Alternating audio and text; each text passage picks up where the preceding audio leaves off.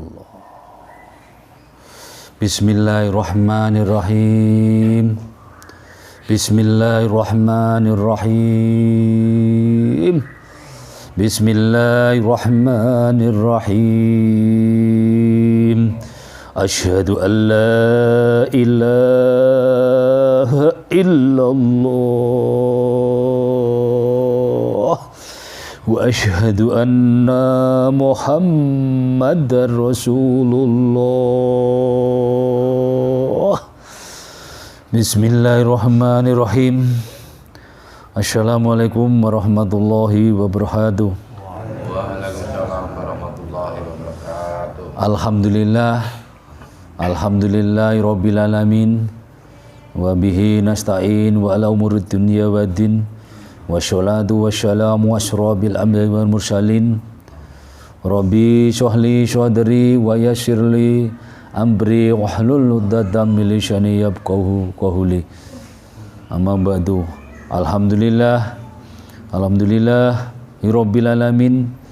Puji syukur kepada Allah Subhanahu wa taala yang mana atas rahmat nikmat yang Allah limpahkan buat kita semua, sehingga di pagi hari ini, di hari yang Jumat penuh berkah dan rahmat ini, kita bisa ketemu kembali, berjumpa kembali di dalam majelis zikir rahmatan lil alamin ini dalam keadaan sehat walafiat, tidak kurang suatu apapun. Mudah-mudahan kehadiran kita di dalam majelis ini untuk mendekatkan diri kepada Allah, untuk bertauhid kepada Allah, dengan sarana kita berzikir untuk mendekatkan akal dan pikiran kita, hati, jiwa, rasa kita, ucapan dan perbuatan kita kepada Allah Subhanahu wa taala, mendapatkan ridho, mendapatkan berkah dan manfaat untuk kita semua. Amin ya Allah ya Rabbal alamin. Salam dan sholawat tidak lupa kita panjatkan kepada junjungan kita Nabi besar Muhammad sallallahu alaihi wasallam, atas ridhonya, atas bimbingannya, atas perjuangannya dan pengorbanannya beliau untuk berjuang demi agama Allah, demi ilmu Allah, demi Al-Quran Allah. Dari waktu ke waktu sampai saat ini, mudah-mudahan kita sebagai umatnya bisa menteladani, bisa wasunatu rasuli, bisa mencontoh apa yang beliau perjuangkan, beliau korbankan untuk agama Allah.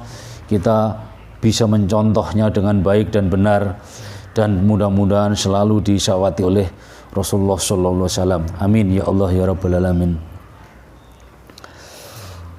Seperti biasa di pagi hari Jumat, menunggu sholat Jumat, kita diawali dengan berzikir untuk bertauhid kepada Allah. Yang kedua, kita belajar mengkaji, belajar memahami, baik kita ngambil dari Al-Quran, firman-firman Allah, atau kita mengambil dari hadis-hadis dan sabda Rasulullah, dan bisa mengambil dari beberapa kajian-kajian kitab.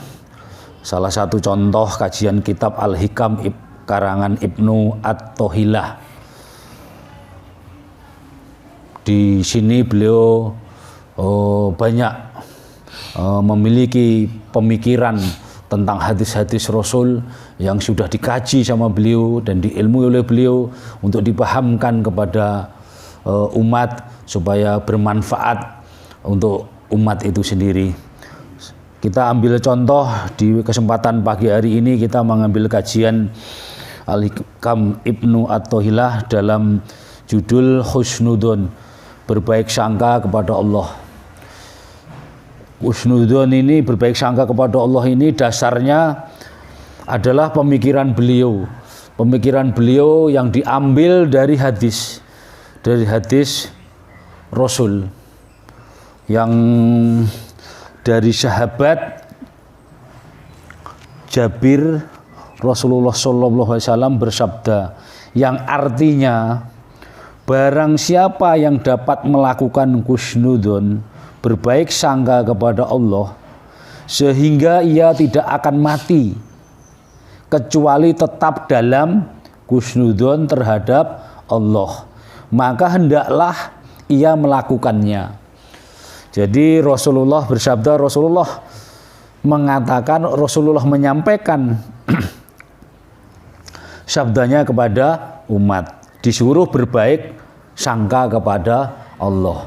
Dengan berbaik sangka kepada Allah, maka kita tidak akan mati dalam husnudzon. Kita nggak akan mati selain dalam keadaan husnudzon. Jadi kita nggak pernah berprasangka buruk kepada Allah dalam keadaan mati pun. Bagaimana cara memahami sabda ini? Berarti yang membuat kebalikannya, yang membuat kita tidak pernah berprasangka baik adalah akal dan pikiran kita. Apakah kita sudah selalu berprasangka baik kepada Allah? Belum tentu. Banyak manusia yang tidak memiliki kejujuran. Ketika jasmaninya diterpa masalah, diterpa cobaan, diterpa musibah, di situ pikiran dan akal manusia selalu berprasangka buruk kepada Allah. Allah tidak adil kepadaku. Allah menghukum aku. Di situ kita nggak pernah berprasangka baik kepada Allah. Kenapa? Allah memberikan sesuatu kepada kita, menguji kita. Pasti ada yang salah dari diri kita untuk dibenahi oleh Allah. Cara Allah membenahi dengan cobaan, dengan musibah. Adalah cobaan dan musibah adalah ayat yang nyata di dalam kehidupan ini. Musibah dan cobaan itu ayat yang nyata di dalam kehidupan ini. Kalau ayat yang tertulis bisa ditulis di dalam buku, tapi pengetahuan dan pemahamannya adalah di dalam realita kita hidup. Kita pandai membaca ayat yang tertulis. Kita tidak pernah salah tajwidnya. Ya. Tapi kita tidak pandai membaca ayat Allah di dalam kehidupan sehari-hari. Salah satu contoh tadi, kita tidak pernah berbaik sangka kepada Allah. Coba, selalu setiap kesulitan dan musibah kita berprasangka buruk kepada Allah. Si A saja yang nggak pernah sholat, yang nggak pernah ngaji, nggak pernah zikir, selalu diberi kemudahan. Kok aku diberi kesulitan? Ini berprasangka buruk kepada Allah. Kita diberi kesulitan oleh Allah, diberi apa kita? Diberi kesulitan jasmani kita, tapi akhlak kita, akal dan pikiran kita diberi keimanan, diberi ketakwaan, supaya dengan kesulitan itu kita dituntut bertakwa dan beriman kepada Allah. Maka berbaik sangkalah kepada Allah. Maka berpikirlah untuk memahami bagaimana caranya kita berbaik sangka kepada Allah. Selalulah berzikir kepada Allah, mengingat Allah setiap menghadapi semua kesulitan dan musibah itu. Dengan bersandar akal dan pikiran kita selalu dengan berzikir kepada Allah, maka berburuk sangka kepada Allah itu tidak akan terjadi. Maka kalau kita berbaik sangka kepada Allah, di dalam akal pikiran kita hanya selalu ada Allah dan sifatnya dan hukumnya, maka kita kecuali tetap dalam keadaan baik terhadap Allah, maka hendaklah ia melakukan. Berarti kita dituntut untuk melakukan berbaik sangka kepada Allah sampai mati. Jadi kita mau mati itu harus berbaik sangka kepada Allah. Berarti kalau kita baik, berarti kita harus mendekat kepada Allah. Sarana kita mendekat kepada Allah apa? Kerjakan perintahnya. Apa yang harus dikerjakan dalam perintah Allah? Sholat 5 waktu. Apa isinya sholat? Ingat kepada Allah. Sholat adalah mencegah perbuatan. Sholat adalah doa. Dari situlah kita pahami satu persatu, supaya kita mampu mengamalkan apa yang menjadi perintahnya firman Allah, apa yang menjadi perintahnya sabda Rasulullah.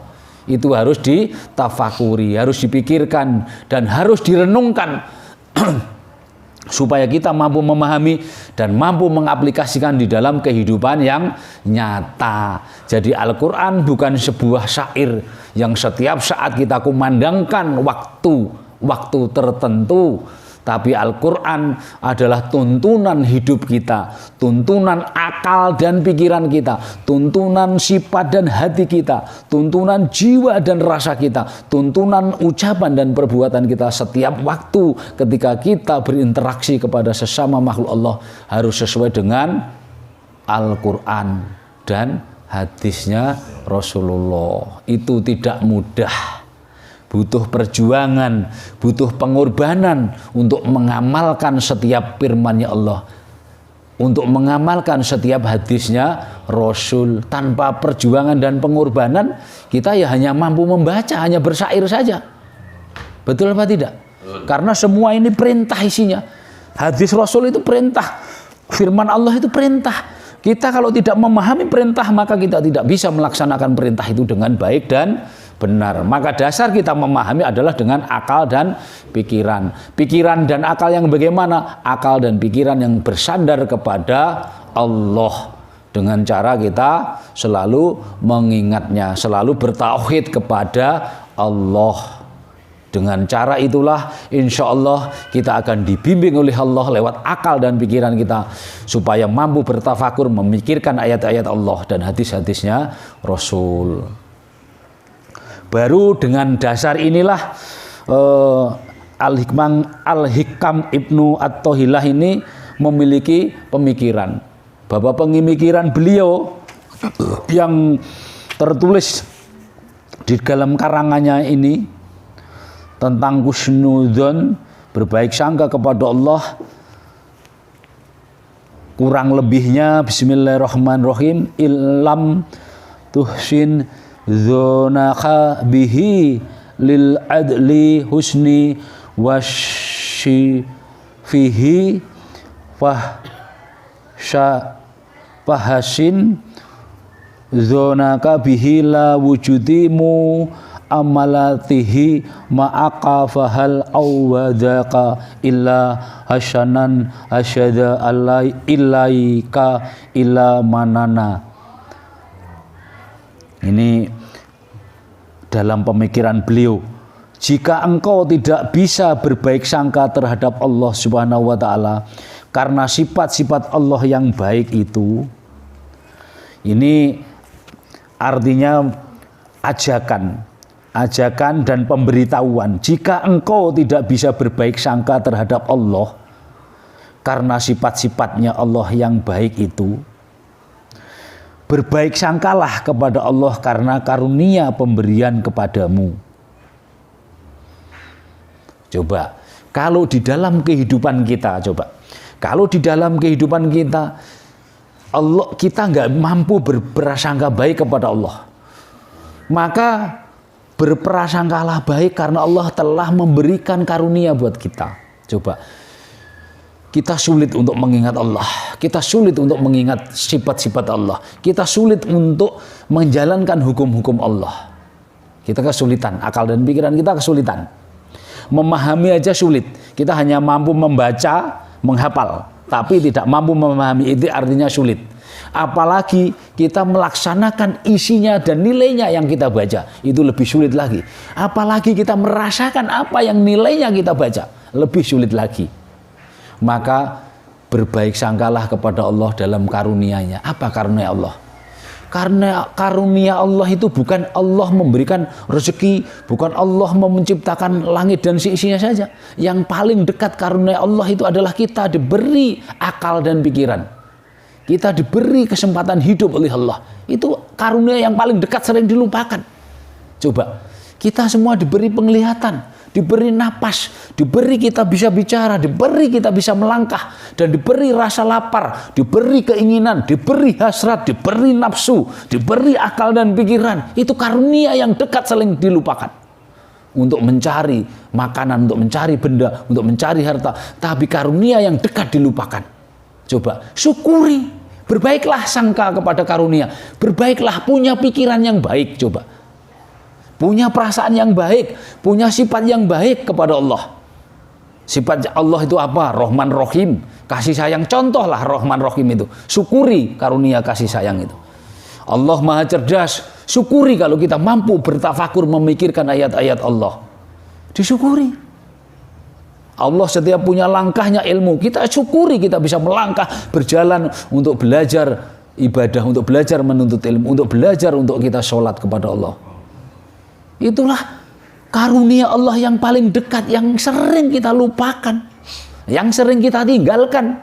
Kita hanya mengejar rasa lapar, kita hanya mengejar hawa nafsu, tapi melupakan ayat-ayat Allah, kehidupan Allah yang disematkan di dalam jasad kita ini adalah karunia Allah. Tanpa karunia Allah kita nggak ada hari ini, tidak hadir hari ini. Kita tidak dalam keadaan sehat hari ini. Kita tidak mungkin bisa berzikir, bertauhid kepada Allah hari ini. Itulah yang dimaksud di dalam pemikiran Ibnu At-Thahilah di dalam karangannya Kajian Al-Hikam ini. Itulah yang bisa kita sampaikan di kesempatan pagi hari ini tentang hadis Rasul dan karangan Kajian Al-Hikam Ibnu At-Thahilah ini. Mudah-mudahan bisa menjadikan kita lebih beriman dan bertakwa lagi kepada Allah, dan mudah-mudahan bisa menjadikan manfaat buat kita menghadapi semua kesulitan yang Allah berikan untuk kita, rintangan yang Allah berikan untuk kita, cobaan yang Allah berikan buat kita. Janganlah itu dianggap Allah tidak suka kepada kita, janganlah dianggap bahwa itu Allah marah sama kita, tapi tujuan Allah adalah membuat kita lebih baik kepada Allah. Tujuan Allah adalah membuat kita supaya dekat kepada Allah. Tujuan Allah untuk membuat kita untuk supaya lebih beriman lagi kepada Allah. Maka dari itu berprasangkalah baik kepada Allah supaya kebaikan Allah menyertai kehidupan kita sampai akhir hayat kita. Amin ya Allah ya Rabbal Alamin. Apabila ada perkataan, kalimat yang salah, dalam tutur bahasa yang salah, sikap yang salah, maka itu milik saya. Saya sebagai pribadi mohon dimaafkan lahir dan batin, karena saya juga manusia tentu yang banyak salah dan dosa, banyak lalai dan ingkar karena ciptaan ini. Mudah-mudahan Allah selalu memaafkan kita bersama, dan Allah menuntun kita untuk ke langkah hidup yang lebih baik dan lebih beristiqomah kepada Allah. Semua kebaikan dan kebenaran milik Allah, maka mari kita sama-sama berbaik sangka kepada Allah. Apapun yang Allah kehendaki, apapun yang Allah berikan, bahwa itu untuk kebaikan kita. Akhirus salam, wassalamualaikum warahmatullahi wabarakatuh.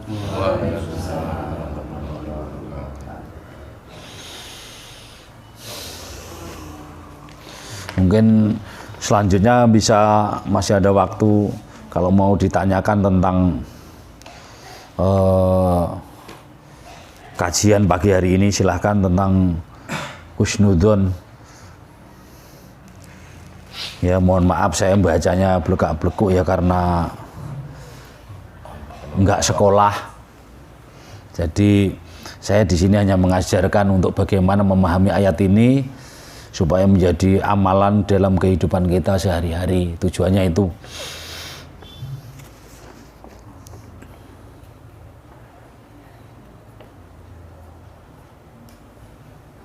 Monggo yang lain, Mas Ali.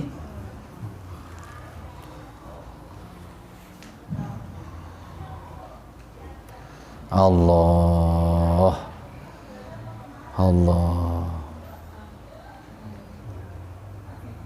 Nggak ada yang ditanyakan? Sudah paham? Kalau sudah paham, mudah-mudahan bisa diamalkan. Bagaimana cara kita berbaik sangka kepada Allah setiap saat dan waktu. Berarti kita harus diawali dengan lidzikri, dengan berzikir kita insya Allah akan berbaik sangka kepada Allah, bisa memahami apapun yang terjadi, apapun yang diberi oleh Allah, bahwa itu kehendak Allah untuk kita lebih baik, untuk kehendak Allah kita lebih dekat kepada Allah, lebih cinta kepada Allah, kita lebih cerdas di dalam menghadapi semua kesulitan dengan tuntunan Al-Quran dan hadis Rasulullah. Itu fungsinya. Jadi Al-Quran jangan hanya dihafal dan dijadikan syair untuk didengarkan keindahan suaranya, jangan, tapi tafakuri, pikirkan Al-Quran itu bukan untuk keindahan lesan kita, tapi untuk memperindah akhlak kita, untuk menghiasi jiwa dan rasa kita, untuk menghiasi hati dan tingkah laku kita supaya sesuai dengan ayat-ayat yang ditulis oleh Allah. Itu tujuannya Al-Quran ya. Al-Quran bukan hanya untuk dibaca, dihafal, ingat itu. Jadi harus dipahami ayat demi ayatnya dan harus dilakukan dengan perjuangan dan pengorbanan. Kita mengamalkan satu ayat saja itu butuh perjuangan yang sangat perih, sangat sakit. Saya kasih contoh ketika kita membaca Allah itu memiliki sifat yang sabar. Ya kan? Allah itu memiliki sifat yang sabar. Siapa orang yang sabar dalam kehidupannya, maka Allah akan menyertainya di dalam kehidupan itu. Innallaha mahasyabirin. Kesabaran orang-orang yang sabar akan disertai Allah dalam setiap langkahnya. Tapi sabar itu tidak mudah. Kapan waktunya kita membaca ayat itu? Waktunya membaca ayat itu yang tepat ketika sampean dihina orang, dicaci maki orang, dimusuhi orang. Bisa nggak membaca ayat itu? Renungkan, tafakuri, coba amalkan ayat itu. Ketika Anda dimusuhi, dicaci, dimaki, dihina orang, maka bisa membaca ayat itu, innallaha masyabirin. Bisa membaca di dalam rasanya, bisa membaca di dalam akal pikirannya. Coba, bisa nggak membaca ayat itu? Tidak mudah. Itu satu ayat, butuh perjuangan dan pengorbanan untuk membaca ayat itu. Saatnya yang tepat ketika itu datang, cobaan itu datang, cacian itu datang, hinaan itu datang. Baca dengan baik dan benar setiap hurufnya, setiap bacaannya dengan baik dan benar, maka akan dapat amalan, dapat pahala dari Allah Subhanahu wa taala. Allah akan mendekat dengan kita di dalam hati kita dengan ilmunya, yaitu Maha Sabar. Tidak mudah toh? Tidak mudah. Di situ butuh perjuangan, sabar itu. Ya mungkin itu sebagai ngisi karena nggak ada pertanyaan, mungkin kita cukup sampai di sini dulu. Kalau nggak ada yang bertanya, selalu tidak ada yang bertanya, tapi mudah-mudahan bisa diamalkan di dalam kehidupan yang nyata. Itu diamalkan. Cara mengamalkan butuh perjuangan, itu diingat-ingat sering, diulang-ulang supaya hafal. Saman membaca bacaan itu kalau nggak diulang-ulang ya nggak hafal. Ya toh, diulang-ulang, dikenali hurufnya, bacaannya diulang terus supaya hafal. Di dalam kehidupan untuk penyampaian ilmu, pemahaman ilmu, kalau nggak diulang-ulang ya, kalau nggak sering diingatkan ya zaman akan lalai, ya kan? Akan lalai, tidak mampu melaksanakan apa yang menjadi perintahnya Al-Quran. Di situ makanya harus sering diingatkan supaya kita teringat dan melakukan. Oke, mungkin niku cekap. Diskusi bebas, ngobrol bebas, silahkan. Barangkali dengan bebas bisa menyampaikan pengalaman yang baik. Monggo.